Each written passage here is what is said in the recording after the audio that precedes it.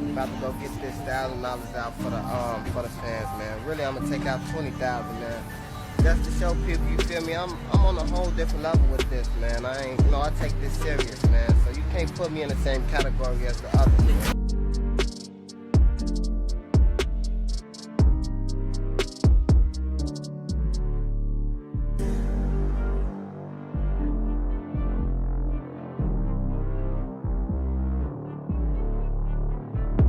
I built stuff in these streets. People rely on me. They rely on me. You thought I knew or planned that I was gonna be taking care of my brothers and sisters? I'm the reward. This life I built for you is the reward. The city of Chicago has witnessed countless stories of tragedy, but few have left a scar quite as deep as the one involving a rising rapper turned convicted murderer. The tale wasn't just shocking because of its violence, it was the intimate betrayal at its center that rattled a nation. A man, barely in his 20s, orchestrated the death of the woman who had raised and supported him, his mother, and not out of fear or desperation, but greed, ego, and a chilling hunger for fame. This wasn't a random act of violence, it was calculated, personal, and cold. What made it even more haunting was how quickly the justice system acted, how swiftly the mask was removed from the face of a man who had spent his youth portraying himself as larger than life on social media. But the horror didn't end with the conviction. Even behind bars, the consequences of his choices would follow him. Reports emerged from inside the prison walls, accounts of attacks, targeting, and retaliation that shocked even those who worked in the system. The man known to fans as Young QC was no longer a rapper flashing stacks of cash. He was now inmate Wilson, serving a 99-year sentence, stripped of everything but his past. Chicago in 2012 was a city fighting through a turbulent time. Known for its electric energy, towering skyline, and deep cultural pride, it had also been making headlines for rising crime and deeply rooted social tensions. It was in this climate that Wilson, born Pua Wilson in the early 1990s, emerged on the scene as an up-and-coming rapper. In his early 20s, he was already carving out a digital presence, using platforms like YouTube and Instagram to showcase his music and flaunt his lifestyle, cars, jewelry, designer clothes, and stacks of money. But the performance masked a growing resentment. Prosecutors would later argue that Wilson was consumed by a sense of entitlement. He wanted more, faster fame, quicker wealth, and he wasn't willing to wait. Unfortunately, the one person standing in the way of that distorted vision was the same woman who had sacrificed everything for him. Yolanda Holmes was more than just Wilson's mother, she was his foundation. A hard-working hairstylist in Chicago's uptown neighborhood, Yolanda had spent years building a life for her and her only child. Those who knew her described a woman who was generous, patient, and determined to provide the best she could. She was his provider, protector, and most vocal supporter. She encouraged his dreams, helped him financially, and even gifted him a customized Mustang, a symbol of her belief in his talent and future. But what no one could have anticipated was that all her devotion would eventually lead to betrayal. On the surface, their relationship appeared close. Behind the scenes, however, Wilson's ambition had begun to twist into something darker.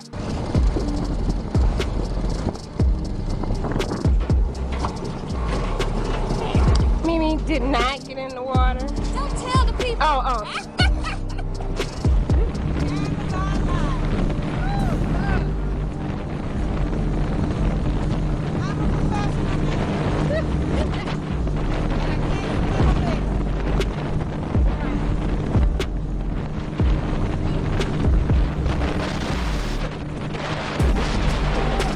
Before diving deeper, tell us where you're watching from in the comments.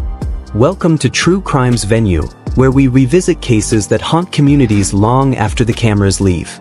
If you're new, hit subscribe and ring that bell, you won't want to miss what's next. On the night of September 1st, 2012, Yolanda Holmes went to bed unaware that she would never wake up again. She was at home in her uptown apartment, resting in the bedroom she likely considered her sanctuary. At approximately 4:15 a.m., a man named Eugene Spencer entered the building. He wasn't a burglar breaking in randomly. He had been brought there by Wilson's girlfriend, who had driven him to the apartment and allowed him entry.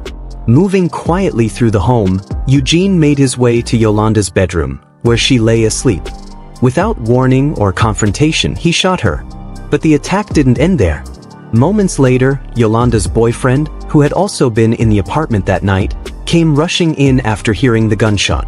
A fight broke out, and Eugene struck him, leaving him unconscious on the floor. Just when it seemed the violence was over, Eugene received a call. On the other end was Wilson. Calmly, he instructed Eugene to go back and make sure Yolanda was dead. Acting on the instruction, Eugene returned to the bedroom and stabbed Yolanda, sealing her fate. It was not a crime of passion or impulse. It was a mission carried out with clear, cold precision. When authorities arrived at the apartment later that morning, they found a deeply disturbing scene. Yolanda had died from a combination of gunshot and stab wounds. Her boyfriend survived but had suffered serious injuries. The apartment showed no signs of forced entry. Nothing appeared stolen. It didn't take long for investigators to determine this was not a robbery gone wrong. It was a targeted killing. As detectives began interviewing witnesses, canvassing the neighborhood, and collecting forensic evidence, a clearer picture started to form. The breakthrough came when Yolanda's boyfriend, after regaining consciousness, described the chaotic struggle with the intruder. He couldn't identify the man, but he remembered how the attacker entered with purpose, how he bypassed everything and went straight to Yolanda. Attention soon turned to Wilson. At first, he didn't appear on the radar as a suspect, but his behavior in the days following his mother's murder began to raise eyebrows. While family and friends grieved, Wilson was seen posting content online. Videos of himself flashing cash, living extravagantly, and handing out money in public like he had just hit the jackpot. One clip, which would later become a key piece of evidence in court, showed him tossing cash to strangers from the sunroof of his Mustang. Investigators took notice. It didn't look like grief. It looked like celebration. When they pulled his financial records, what they saw confirmed their suspicions. In the weeks following Yolanda's death, Wilson accessed her bank accounts and withdrew nearly $70,000. The money funded shopping sprees, car upgrades, and public displays of wealth that seemed more like victory laps than coping mechanisms. But the strongest evidence wouldn't come from his bank statements or Instagram posts. It would come from his digital trail. Investigators traced phone records, text messages, and call logs. What emerged was a web of communication between Wilson, Eugene Spencer, and Wilson's girlfriend. The most damning detail was that Wilson had contacted Eugene multiple times in the days leading up to the murder. Surveillance footage confirmed the timeline. On the night of the killing, Wilson's girlfriend was seen driving Eugene to the scene. When questioned by police, Eugene cracked. He admitted to everything. Yes, he had entered the apartment. Yes, he had shot and stabbed Yolanda. But he hadn't done it out of his own hatred or anger. He had done it because Wilson had paid him to. He told detectives that Wilson offered him money and pressured him to complete the job. He even mentioned that chilling phone call, Wilson checking in, asking if it was done, and demanding Eugene return to finish the job. With motive, means, and a clear confession, detectives made their move. On December 20, 2013, more than a year after the murder, Wilson was arrested and charged with first-degree murder, attempted murder, and home invasion. Eugene Spencer faced the same charges. During the trial, prosecutors laid out every step of the plan. They played the videos, showed the text messages, and recounted the financial transactions that painted a portrait of a man willing to kill for wealth and attention. Wilson's defense tried to argue mental instability and pressure, but the evidence was overwhelming. The prosecution emphasized that this wasn't a snap decision. It was orchestrated over days, if not weeks. And it wasn't just about the money. It was about image, ego, and the desire to elevate his status at any cost. Wilson was ultimately convicted and sentenced to 99 years in prison. But prison wouldn't be the end of his story. Over the following years, disturbing reports leaked from the correctional facility where he was being held. Wilson had become a target among other inmates. Some saw his crime, murdering his own mother, as unforgivable. He reportedly faced physical assaults and intimidation from fellow prisoners. Even correctional staff described the treatment he endured as unusually harsh. His notoriety hadn't earned him respect in prison, it had made him a pariah. And while his music had once earned him attention online, it was now his crime that defined him entirely. The news of Wilson's arrest stunned the community. Some couldn't believe it.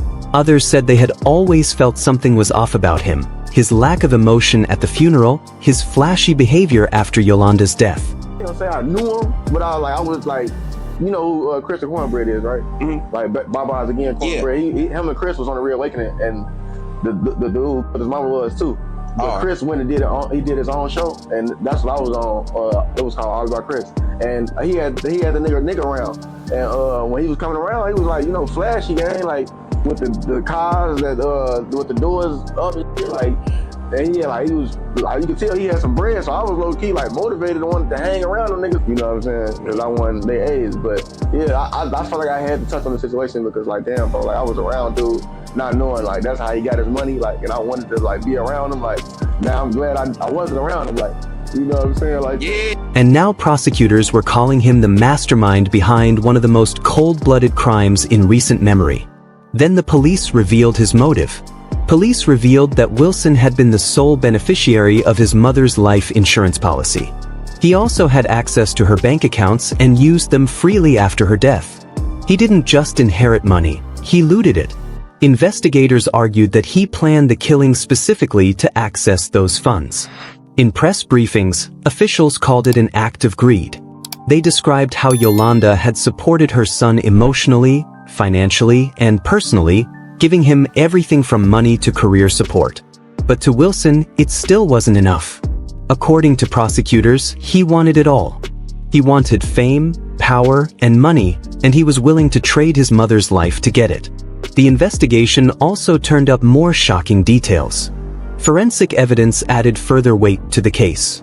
Investigators found physical evidence linking Spencer to the crime scene. They also uncovered security footage placing Wilson and his girlfriend in key locations before and after the murder. Witness testimony from friends and family members described Wilson's strange behavior in the days following his mother's death, including his apparent lack of grief and his sudden spending spree. The prosecution now had a timeline, a motive, digital records, and a cooperating accomplice. Everything pointed back to one conclusion: Yolanda Holmes didn't die in a robbery gone wrong. She died in a calculated hit set up by the very son she raised. With both suspects in custody, the case moved toward trial. But what the public didn't yet know was that this wasn't the end of Wilson's story. Behind bars, as he awaited judgment, new chapters were already unfolding. Chapters filled with violence, revenge, and humiliation. The same man who had orchestrated the murder of his own mother was now becoming a target himself. And the justice system wasn't done with him yet. As Wilson sat in the defendant's chair in a Cook County courtroom, the evidence against him painted a devastating picture. For prosecutors, this wasn't just a murder. It was the ultimate betrayal. A son who had been given everything by his mother only to turn around and orchestrate her death. In March 2019, after years of preparation and mounting evidence, both Wilson and Eugene Spencer went to trial. The charges included first-degree murder, attempted murder, and home invasion. The courtroom was tense from the very beginning, filled with media, community members, and Yolanda Holmes's loved ones. Every detail of the plot was dissected before the jury, from the bank withdrawals and surveillance videos to the chilling call Spencer claimed he received mid-murder, urging him to ensure Yolanda was truly dead. Prosecutors presented the YouTube video of Wilson throwing wads of cash into the air for his so-called fans, a visual metaphor for what they described as his obsession with fame and material wealth. They recounted how Yolanda had spoiled her son with gifts, including a Mustang, designer clothes, and a job. Yet he still wanted more money, more attention, more status. And for that, she paid with her life. They argued that Wilson's motive wasn't just financial, it was rooted in narcissism and entitlement. He didn't just want to be successful. He wanted to be seen as a star. And if that meant sacrificing the person who gave him everything, he was willing to do it. The defense struggled to counter the mountain of evidence. Spencer's own statements pointed directly to Wilson as the mastermind. Forensic evidence supported the timeline. The digital trail confirmed premeditation, and the jury was left to consider what kind of person would set in motion such a gruesome and personal crime. On March 8, 2019, the verdict was delivered. Both men were found guilty on all counts. Sentencing arrived in January 2020. Judge Stanley Sachs addressed both the courtroom and the defendants with stern clarity. He recalled how Yolanda Holmes had given her son everything: unwavering love, countless opportunities, and financial support. And yet, despite all that, she had been betrayed in a manner both brutal and unthinkable. The judge didn't hesitate in his ruling. Colmaine Wilson was handed a 99-year prison sentence, while the hitman, Eugene Spencer, was given 100 years. These punishments reflected more than just the weight of the crime. They spoke to the betrayal of something sacred, the trust and love between a mother and her child. Throughout the sentencing, Wilson barely reacted. Slumped in his seat, he simply nodded when the verdict was read. When offered a chance to speak, he said little, only insisting that no one had loved his mother more than he did. But for those present in court, his words carried no weight. They rang hollow, almost mockingly so. The broader public reacted with outrage and disbelief. How could someone so easily destroy the life of the person who brought them into the world, and then openly flaunt the spoils as if they were rewards? In the uptown area of Chicago, where Yolanda had lived and built her life as a hairstylist, the community was shaken. She wasn't just another victim in a headline. She had meant something to people. Her clients remembered her fondly, always stylish, deeply driven, and full of kindness. Neighbors mentioned how giving she was, always looking out for others. Her friends saw her as a fiercely loving mother, someone who had worked hard to provide for her only child. At her funeral in 2012, long before the truth behind her death became public, many came to grieve. But some attendees noticed Wilson's odd behavior, how he stayed outside for most of the service, detached and distant, not sharing in the collective sorrow. As the truth came to light over the years, the betrayal stung even deeper. Family members who had once believed he was grieving would later say that his actions had carved a deeper wound than any headline could describe. Wilson's time behind bars hasn't been quiet either. By 2015, while still awaiting trial at Cook County Jail, he was already encountering the harsh conditions of incarceration. That year, a violent incident unfolded that brought more attention to his case. According to official jail reports, Wilson was attacked while standing near the phone area on Tier 3G. Another inmate approached him without warning. The man removed the top part of his uniform and squared up to fight. Initially, Wilson seemed uncertain whether the threat was real, but within seconds, fists were flying. The confrontation turned physical fast. A third inmate stepped in to break things up, offering a brief pause. But it didn't last long. The original attacker came back moments later, and this time, things escalated even further. Wilson was again cornered, punched repeatedly, and overwhelmed. He tried to defend himself, but the situation spiraled. It's the 14th of September 2015. Sergeant Cherish is interviewing an inmate involved in 1010 on Tier 3G. What's your name? Colmaine Wilson. What's your ID number? 2013 1224 144. What happened on 3G?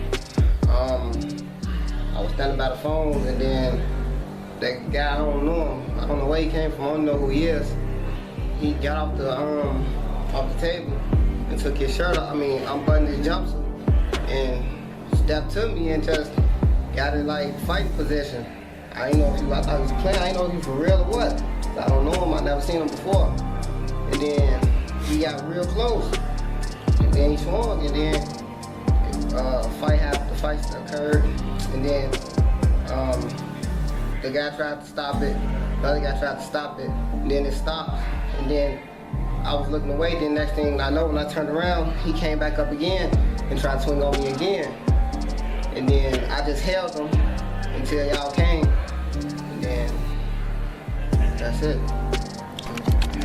14th September 2015. Sergeant Cherish interviewing an inmate involved in a 1010 on Tier 3G. What's your name? Mark Williams. What's your ID number?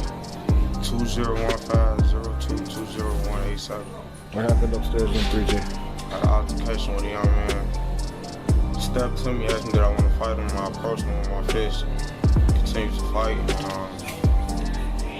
Another guy came in behind me. Other than that, I don't know what happened. Is that it?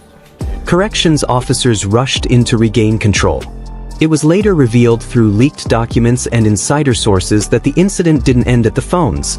Wilson had been assaulted in the showers and allegedly stabbed several times. Due to privacy policies, many details remained unconfirmed, but it was known that he required medical care for his injuries. He survived, but the assault prompted speculation. Some believed his crime, having orchestrated his own mother's death, had marked him as a target. In the prison system, certain offenses are viewed with more contempt than others, and matricide sits near the top.